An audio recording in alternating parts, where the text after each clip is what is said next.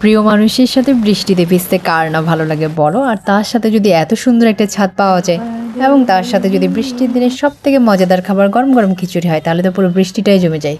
কি ঠিক বললাম তো? গুড মর্নিং সবাইকে, সবাইকে জানাচ্ছি বৃষ্টিময় একটা সুন্দর সকালের শুভেচ্ছা।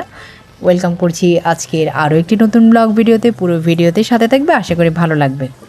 বেশ কিছুদিন ধরেই তো আমাদের চট্টগ্রামে বৃষ্টি হচ্ছে, তাই প্রত্যেক দিনেই চিন্তা করি একটু ছাদে যাব, কিন্তু যাওয়া হয় না। কারণ আমি গেলে আমার মেয়েও আমার পিছু পিছু চলে যায়, সেই কারণে আর যাওয়া হয় না। আজকে ভাবলাম না, যাব, মেয়ে গেলে যাবে।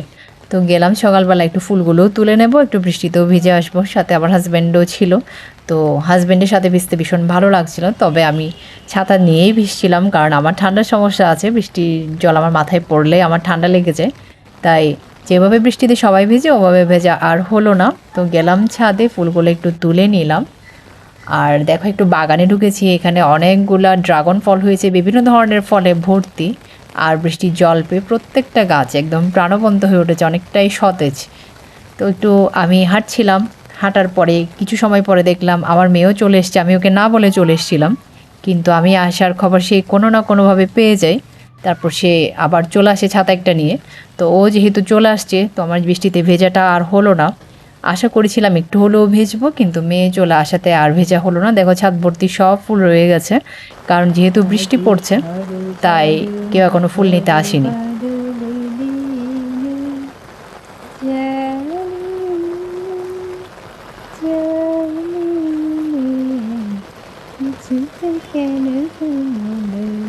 বৃষ্টির ঝমঝম আওয়াজটা ভীষণ ভালো লাগে। মেয়ে যেহেতু আসলো, তাই আমি আর আমার মেয়ে মিলে একটু দুষ্টুমি করছিলাম।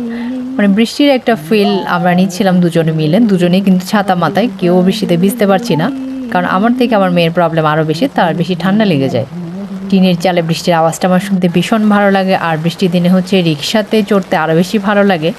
বৃষ্টির ফোঁটাগুলো যখন মুখের মধ্যে এসে পড়ে, তখন আমার না ভীষণ ভালো লাগে। মেয়েকে আমি গল্প করতে করতে আসছিলাম স্কুল থেকে আসার সময়, যে আমি যখন স্কুলে পড়াতাম তখন বৃষ্টি পড়তো, আর আমি রিক্সাতে মুখটা একটু বার করে দিয়ে বৃষ্টির ফোঁটাগুলো মুখের মধ্যে নিতাম। এটা যেই না বললাম, ওর সাথে সাথে ওর মুখটা বের করে দিয়ে ওর মুখেও বৃষ্টির ফোঁটাগুলো নিচ্ছিল আর ফিল করছিল মার কেমন লাগতো সেটা। আচ্ছা, যাই হোক, ভিজে টিজে ঘরে চলে আসলাম। এখন তো বলেছিলাম বৃষ্টির দিনের মজাদার খিচুড়ি আজকে খাবো। তো এখানে খিচুড়ি রান্না করার জন্য সব কিছু রেডি করে নেওয়া হয়েছে। খিচুড়ি আসলে মায়ের রান্না করবে, আমি মাকে টুকটাক হেল্প করে দেব, কারণ আমার মায়ের হাতের রান্না বেশ মজাদার। আর মায়ের হাতের এত মজাদার রান্না পেলে আমি কেনই বা রান্না করতে যাব। তার জন্য মা আজকে খিচুড়ি রান্না করছে, টেস্টি টেস্টি করে রান্না করবে, আর সবাই একটু পরে খেয়ে নেব। আসলে স্কুলে যাওয়া হয়নি, কারণ হচ্ছে চট্টগ্রামে তো বেশ কিছুদিন ধরে ভীষণ বৃষ্টি পড়ছে, সব জায়গায় প্রায় সব জায়গায় বন্যা হয়ে গেছে। তবে আমাদের এরিয়াতে জল উঠেনি, কারণ হচ্ছে আমাদের এখানে নালাগুলো একটু বড় করা হয়েছিল, সেই কারণে গিয়ে আমাদের এলাকাতে বৃষ্টির জল ওঠেনি। তবে অন্যান্য সব কটা জায়গাতে বৃষ্টির জল উঠে গেছে, সেই কারণে স্কুলও বন্ধ হয়ে গেছে। বন্ধ হয়ে গিয়েছে, ভালোই হয়েছে। না হলে বৃষ্টিটা ভীষণ প্যারাদায়ক লাগে যখন হচ্ছে মেয়েকে স্কুল থেকে আনতে যেতে হয়। আসলে বৃষ্টি আমার খুব একটা পছন্দ নয়। একদিনের বৃষ্টি আমি মেনে নিতে পারি, কিন্তু 2-4 দিন পর পর বৃষ্টি হলে আমার মাথা ব্যথা বেড়ে যায়, কারণ মাইগ্রেনের সমস্যা রয়েছে।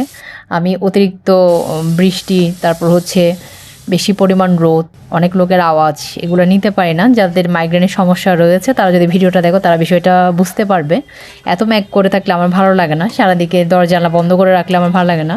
তো সেহেতু বৃষ্টিও আমার খুব একটা পছন্দ নয়। তারপরেও যদি ঘরে বসে থাকি তাও ঠিক আছে, কিন্তু যখন মেয়েকে স্কুল থেকে আনতে যেতে হয় তখন এটা ভীষণ প্যারাদায়ক মনে হয়। আর যদি রিক্সা না পাই তাহলে তো ষোলকলা পূর্ণ হয়েই গেল। তাই যাই হোক, এখন যেহেতু স্কুল বন্ধ পড়ে গেছে, তাও ঠিক আছে, বৃষ্টি হলে হচ্ছে আর কি। তবে মানুষের যে বেহাল অবস্থা দেখলাম, তাই মনে হচ্ছে বৃষ্টিটা এবার একটু থামা উচিত। অনেক বৃষ্টি হয়ে গেল, এত বৃষ্টিরও তো প্রয়োজন নাই।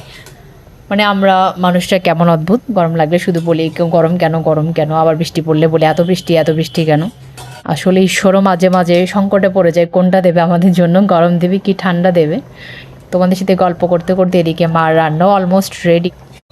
আচ্ছা বলো তো, তোমরা খিচুড়ির সাথে কে কী খেতে পছন্দ করো? অনেকে তো রয়েছে যারা হচ্ছে মাছ ভাজি দিয়ে খিচুড়ি খেতে পছন্দ করে, অনেকে ডিম ভাজি দিয়ে, আবার অনেকে বেগুন ভাজি দিয়ে। তবে আমার বেগুন ভাজি দিয়ে খিচুড়ি খেতে ভালো লাগে। তবে এই ধরনের ভুনা খিচুড়িটা, যেটা চিকেন দিয়ে রান্না করছে মা, এই খিচুড়িটা হচ্ছে আমি এমনি নর্মালি যেভাবে রান্না করছি ওভাবেই খেতে পছন্দ করি, কারণ এটার সাথে কিছু খেতে ভালো লাগে না আমার। এটা এভাবে খাওয়া যায়, কারণ এখানে যে পরিমাণ মাংস রয়েছে, তো এটা তো অন্য কিছুর আর প্রয়োজন পড়ে না। দেখো রান্না প্রায় হয়ে গেছে। তো গরম গরম খিচুড়ি খেতে ভালো লাগে, তবে মা এর সাথে একটা ডিমের কারি করে নিচ্ছে। খিচুড়িটা আর সাথে হচ্ছে ডিমের কারিটা খেতে কিন্তু দুর্দান্ত হয়েছিল।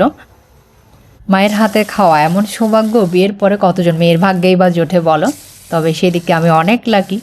তো যাই হোক, আজকের মতো ভিডিওটা আমি এখানেই শেষ করে দিব। যদি ভালো লাগে আমার ভিডিওটা তাহলে অবশ্যই লাইক কমেন্ট শেয়ার করে দিও। যারা ফেসবুক থেকে আমার ব্লগ ভিডিও দেখো তারা এখনও যদি আমার পেজটাকে ফলো না করো তাহলে অবশ্যই একটু ফলো করে দিও। আর যারা হচ্ছে ইউটিউব থেকে আমার ভিডিওগুলো দেখে থাকো তারা অবশ্যই আমার চ্যানেলটাকে একটু সাবস্ক্রাইব করে দেবে। তো আজকের মতো ভিডিওটা এখানেই শেষ করে দিচ্ছি। যদি ভালো লাগে তো অবশ্যই লাইক কমেন্ট শেয়ার করবে। আর দেখা হচ্ছে খুব শীঘ্রই আরও একটা নতুন ভিডিওতে। যেহেতু বৃষ্টি পড়ছে সবাই একটু বেশি বেশি সাবধানতা অবলম্বন করবে, কারণ যেহেতু পানি উঠে গেছে তো সাপের উপদ্রব বেড়ে যেতে পারে। তো সবাই সাবধানে থেকো। দেখা হচ্ছে আরও একটি নতুন ব্লগ ভিডিওতে। টাটা।